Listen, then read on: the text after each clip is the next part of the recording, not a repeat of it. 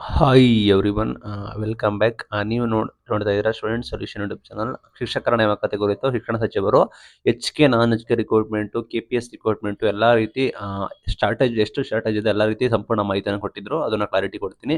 Article ಕೂಡ ಬಂದಿದೆ. ಚಾನಲ್ಗೆ ಸಬ್ಸ್ಕ್ರೈಬ್ ಆಗಿ ವಿಡಿಯೋ ಇಷ್ಟ ಆದರೆ ಲೈಕ್ ಮಾಡಿ.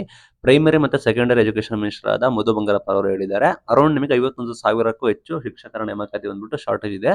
ಅಂದ್ರೆ ಅಷ್ಟು ಶಿಕ್ಷಕರು ಬಂದ್ಬಿಟ್ಟು ಶಾರ್ಟೇಜಸ್ ಕೂಡ ಇದೆ ಅಂತ ಕೂಡ ಹೇಳಿದ್ದಾರೆ. ಜಿಲ್ಲಾ ಪಂಚಾಯತ್ನಲ್ಲಿ ಕೂಡ ಮಾತಾಡ್ತಾರೆ. ಅಲ್ಲಿ ಏನು ಹೇಳ್ತಾರೆ ಅಂದ್ರೆ 13,000 ಶಿಕ್ಷಕರ ನೇಮಕಾತಿ ನಾವು ಕಂಪ್ಲೀಟ್ ಕೂಡ ಮಾಡಿದೀವಿ. ಇನ್ನೂ ಬಂದ್ಬಿಟ್ಟು ಡೆಸಿಷನ್ ತೆಗೆದುಕೊಂಡಿದ್ದೀವಿ. 80% ಶಿಕ್ಷಕರ ನೇಮಕಾತಿ ಶಾರ್ಟೇಜ್ ಕೂಡ ಇದೆ ಕಲ್ಯಾಣ ಕರ್ನಾಟಕದಲ್ಲಿ. ಹಂಗಾಗಿ ಇಲ್ಲಿ ಬಂದ್ಬಿಟ್ಟು 5,800 ಶಿಕ್ಷಕರ ನೇಮಕಾತಿಗೆ ನಾವು ಆಲ್ರೆಡಿ ಆರ್ಡರ್ ಕೂಡ ಮಾಡಿದೀವಿ. ಇನ್ನೇನು ಕಂಡಕ್ಟ್ ಕೂಡ ಮಾಡ್ತೀವಿ. ಟಿ ಎಕ್ಸಾಮಿನೇಷನ್ ಕೂಡ ಆರ್ಡರ್ ಕೂಡ ಮಾಡಿದೀವಿ. ಮತ್ತೆ ಬಂದ್ಬಿಟ್ಟು 5,000 ಶಿಕ್ಷಕರ ನೇಮಕಾತಿ ಉಳಿದಿದ್ದು ಬಂದ್ಬಿಟ್ಟು ಆನ್ ಗೋಯಿಂಗ್ ಇದೆ ಅಂತ ಕೂಡ ಹೇಳಿದ್ದಾರೆ. ಅವರು ಹೇಳಿರೋ ಪ್ರಕಾರ 100% ನೇಮಕಾತಿಯನ್ನು ಬಂದ್ಬಿಟ್ಟು ನೆಕ್ಸ್ಟ್ ಅಕಾಡೆಮಿಕ್ ಒಳಗಡೆ ನಾವು ಕ್ಲಿಯರ್ ಮಾಡ್ತೀವಿ ಅಂತ ಕೂಡ ಹೇಳಿದ್ದಾರೆ. 5,800 ಆಲ್ರೆಡಿ ನಾವು ಮಾಡಿದೀವಿ. ಇನ್ನು 5,000 ಬಂದ್ಬಿಟ್ಟು ಪ್ರೊಸೆಸಿಂಗ್ ಕೂಡ ಅಂತ ಹೇಳಿದ್ದಾರೆ.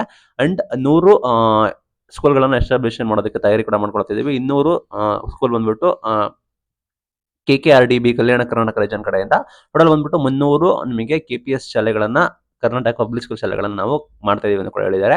KPSಗಳಲ್ಲಿ ನಿಮಗೆ LKG ಇಂದ ಸೆಕೆಂಡ್ PUC ವರೆಗೂ ನಿಮಗೆ ಸಿಗುತ್ತೆ, ಎಜುಕೇಶನ್ ಸಿಗುತ್ತೆ. Computer education, music, skill training ಕೂಡ ಎಲ್ಲ ಕೂಡ ಸಿಗುತ್ತೆ ಅಂತ ಕೂಡ ಹೇಳಿದ್ದಾರೆ.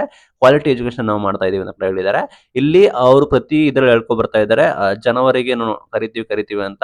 ಅಂಡ್ ಈಗ ಅವರು ಜೂನ್ ಒಳಗಡೆ ನಾವು 100% ಕ್ಲಿಯರ್ ಕೂಡ ಮಾಡ್ತೀವಿ ಅಂತ ಹೇಳಿ ಸಚಿವರು ಇಲ್ಲಿ ಕ್ಲಾರಿಟಿ ಕೊಟ್ಟಿದ್ದಾರೆ. ಅಂಡ್ ನಿಮಗೆ ಉತ್ತರ ಕರ್ನಾಟಕದ್ದು ಕಲ್ಯಾಣ ಕರ್ನಾಟಕದ ನೇಮಕಾತಿ ಬಂದ್ಬಿಟ್ಟು ಆಲ್ರೆಡಿ TT ಎಕ್ಸಾಮಿನೇಷನ್ ನಾವು ಆರ್ಡರ್ ಕೂಡ ಮಾಡಿದೀವಿ ಅಂತ ಹೇಳಿದ್ದಾರೆ. ಇನ್ನ ಉಳಿದಿದ್ದು 5,000 ನಾವು ಬಂದ್ಬಿಟ್ಟು ರಿಮೈನಿಂಗ್ ಫಸ್ಟ್ ಬಂದ್ಬಿಟ್ಟು ಆನ್ ಗೋಯಿಂಗ್ ಆಗುತ್ತೆ ಅಂತ ಕೂಡ ಹೇಳಿದ್ದಾರೆ. ಒಟ್ಟಾರೆ ಈ ಮಾತು ಕೇಳಿ ನಿಮಗೆ ಏನು ಅನ್ಸುತ್ತೆ ಕಮೆಂಟ್ ತಿಳಿಸಿ. ಯಾವಾಗ ನೇಮಕಾತಿ ಆಗ್ಬೋದು ಅಂತ. ಈ ಹಿಂದೆ ಒಳ ಮೀಸಲಾತಿ ಗೊಂದಲ ಕೂಡ ಇತ್ತು. ಒಳ ಮೀಸಲಾತಿ ಏನಾಗಿದೆ ಅಂದ್ರೆ ಈಗ ರಾಜ್ಯಪಾಲರು ಬಂದ್ಬಿಟ್ಟು ಅದನ್ನು ವಾಪಸ್ ಕಳಿಸಿದಾರೆ. ಆಯ್ತಾ, ಇದು ದೊಡ್ಡ ಸಮಸ್ಯೆ ಕೂಡ ಆಗಿದೆ.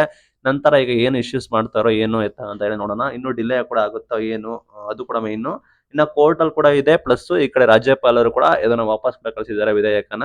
ಹಾಗಾಗಿ ಸರ್ಕಾರಕ್ಕೆ ಸಮಸ್ಯೆ ಕೂಡ ಆಗಿದೆ. ನಿಮಗೆ ಏನು ಅನಿಸುತ್ತೆ ಕಮೆಂಟ್ ತಿಳಿಸಿ. Thank you for watching till end. Thank you.